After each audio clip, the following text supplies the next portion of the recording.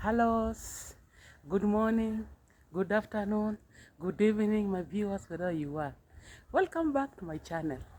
This is a place where we talk life stories, the stories that people are afraid of coming out and share. And I've decided just to come up with my story. And for those that have been watching my videos, you know where we are coming from. You know where the story began.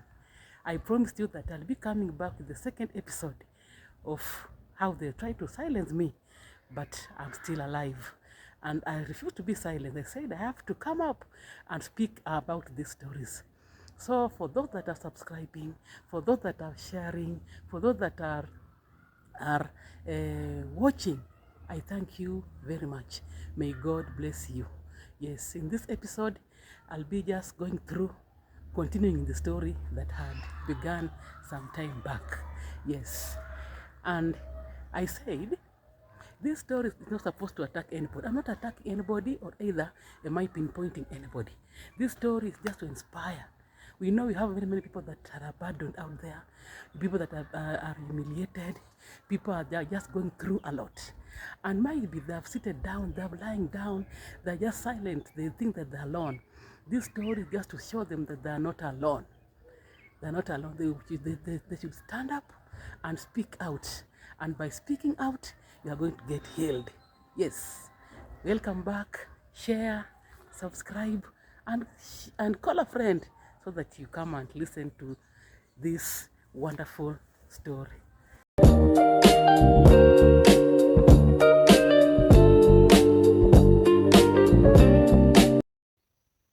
Yes, guys, this is the widow they wanted to silence. This is my story, not of death, but of survival after humiliation. I was not only a widow, I was accused, judged, and abandoned by the same family that should have stood with me 3 years later. None of them has ever checked on me, as I told you in the first episode. I'm telling this story so that other widows know you are not alone. You are not to be blamed, and you do not owe silence to anyone.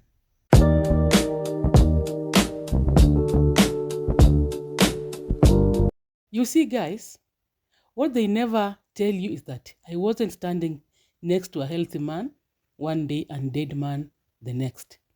I was watching someone slowly drown in addiction. He was fighting a battle long before the world pointed a finger to me. Doctors warned him clearly, repeatedly. They told him that his liver was failing. They told him he was running out of time. They told him that if he stopped drinking, he would live, but alcohol spoke louder than medicine. There was weeks he took nothing but alcohol, no food, no strength, no rest, just the bottle. I watched him fade while trying to pull him back. We rushed him to the hospital so many times.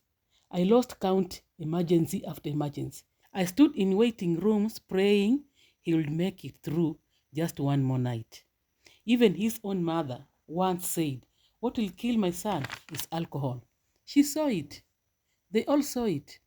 But the moment his body could no longer take it, suddenly addiction disappeared from their story, and I became the cause. Not the bottle, not years warnings, not the disease that had already taken his life piece by piece. No, to them, the widow was easier to blame.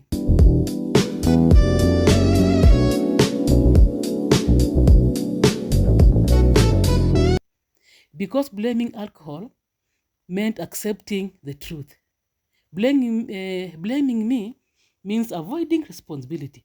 And after they buried him, they buried me too. The relationship died with him because I was never a family. You know, I was only an extension, just an extension of their son, useful while he was breathing. And when he stopped, I became invisible. They didn't want justice. They wanted a scapegoat, and that's the African type. They didn't want the truth. They wanted silence, and for 3 years, that silence was the prison they expected me to live in.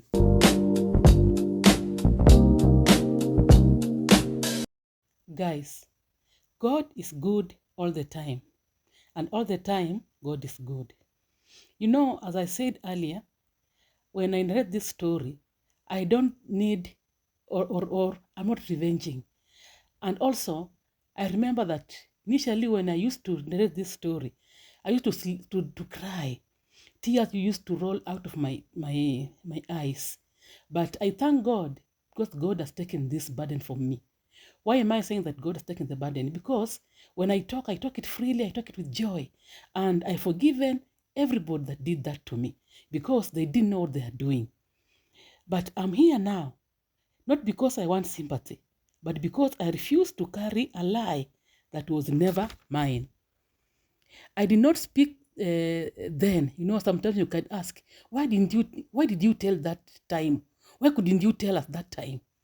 I did not speak then, not because I was guilty, but because my body was no longer inside itself. When trauma hits, the world goes silent. Your mind leaves your body to protect you from what it cannot process. That was me. I was moving, but I was not present. I heard people talking, but it was like voices coming from underwater. In those first days, I wasn't living. I was just existing in a shock.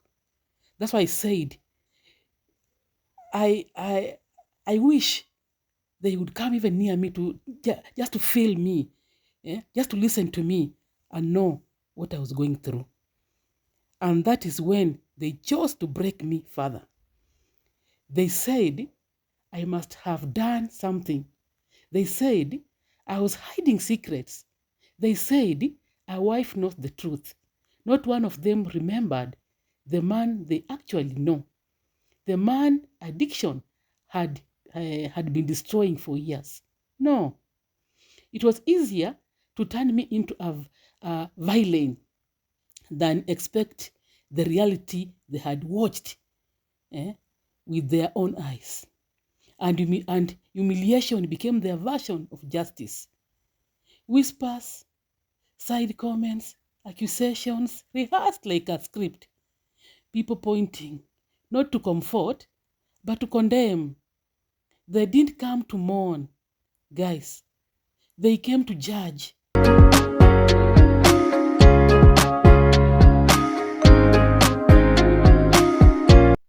And then the moment I will never forget is when the body had just arrived. The house was full. For some of you know how our African lawyers knows how to mourn. Some of them, they are professional mourners. So they came to receive the body. And the house was full of mourners, wailing, crying. People packed shoulder to shoulder. The body had just arrived from Nairobi. I stepped outside outside for fresh air. My chest was heavy, my head spinning. I was numb, still floating inside shock. And from behind, she grabbed me. No warning, no hesitation, just rage, pure cold rage. I didn't even register the pain. My body was too numb to feel it. It was my daughter who realized what had happened. She saw the blood first on my face and my clothes while I stood there confused, rubbing my cheek, still trying to breathe. That is when she screamed that's when she realized they did not just want me accused. They wanted me buried with him. Because she had already said it before. 2 people will be buried. And in that moment, she tried to keep her promise.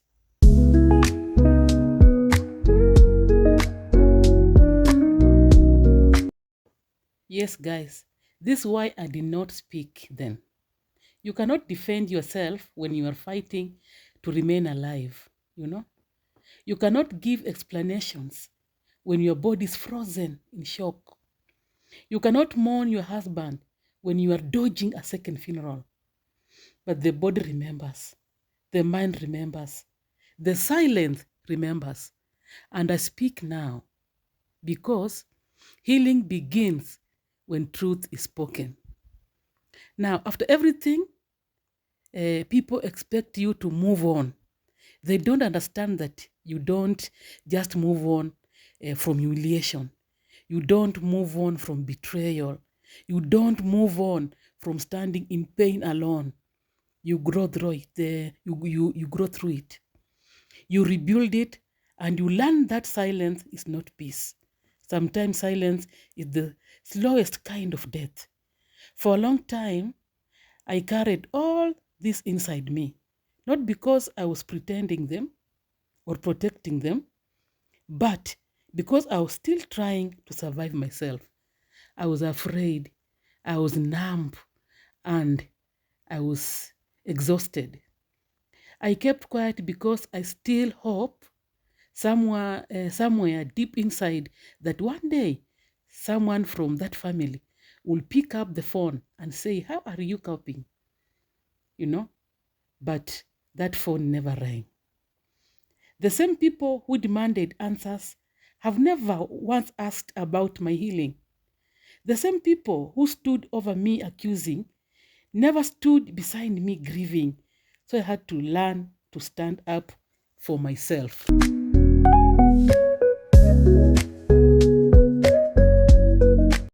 Yes, guys, that is what we call life.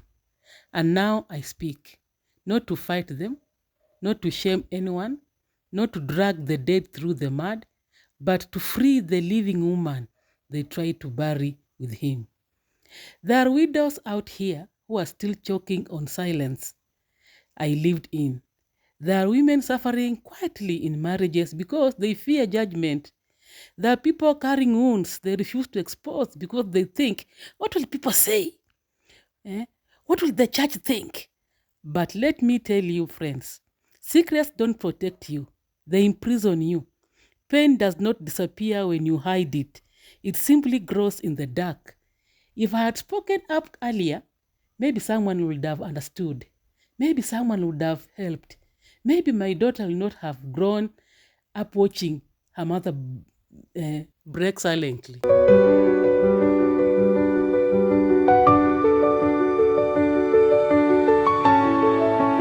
This is why I speak now, because truth is not disrespect. Truth is not revenge. Truth is not bitterness. Truth is medicine. And the moment you tell your story, you stop being a victim of it. I'm no longer the woman they try to silence. I'm no longer the target of their blame. I'm no longer carrying their story. Yes, I'm carrying mine. This is something I want anyone watching this to understand. Silence does not always mean strength. Sometimes silence means wounds without witnesses. I kept quiet because I thought I was protecting the image of my marriage. Because I thought speaking would make me look disloyal. Because I believed people would judge me for telling the truth. But I have learned something in a hard way. Pain does not disappear because you hid it. It only disappears when you name it. If you are in a relationship and you are hurting, don't bury that pain inside you like I did. Don't cover up someone's addiction because you are afraid of shame. Don't suffer silently because what will people think? Because I promise you, when the storm comes, the same people you were trying to protect will not protect you. Some of you are dying emotionally because you are busy guarding a reputation that is killing you inside.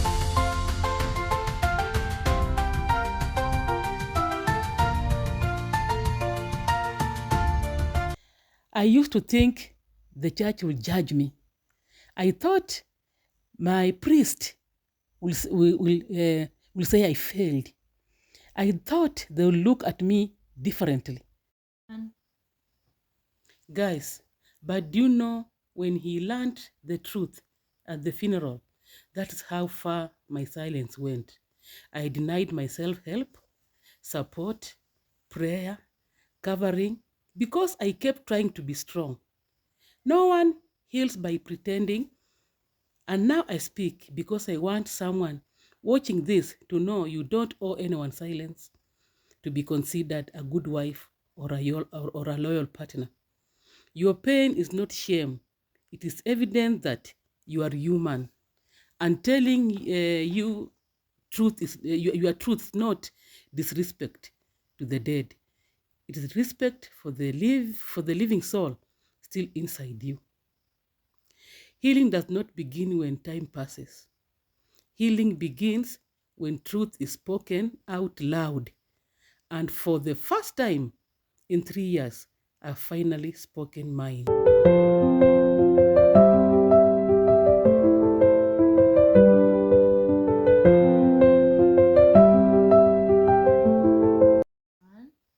That is it.